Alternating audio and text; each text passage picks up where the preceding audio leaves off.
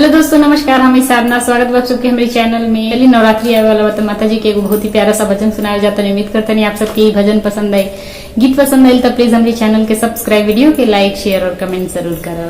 आके सीताली बायार मैया जय जय बोली, निमिया के सीताली बायार मैया जय जय बोली, निमिया के सीताली बायार मैया जय जय बोली, निमिया के सीताली बायार मैया जय जय बोली। गंगा के जलवा मैया कैसे चढ़ाई, गंगा के जलवा मैया कैसे चढ़ाई, मछरी देहली जूठार मैया जय जय बोली, मछरी देहली जूठार मैया जय जय बोली, निमिया के सीताली बायार मैया जय जय बोली, निमिया के सीताली बायार मैया जय जय बोली।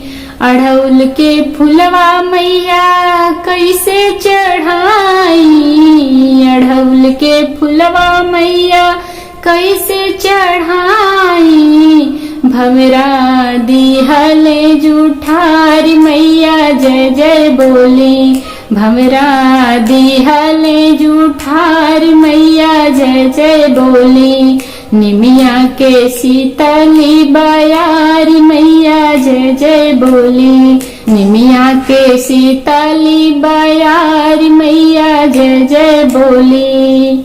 गैया के दूधवा मैया कैसे चढ़ाई, गैया के दूधवा मैया कैसे चढ़ाई, बछड़ा दिहले जूठार मैया जय जय बोली, बछड़ा दिहले जूठार मैया जय जय बोली, निमिया के सीताली बायार मैया जय जय बोली, निमिया के सीताली बायार मैया जय जय बोली।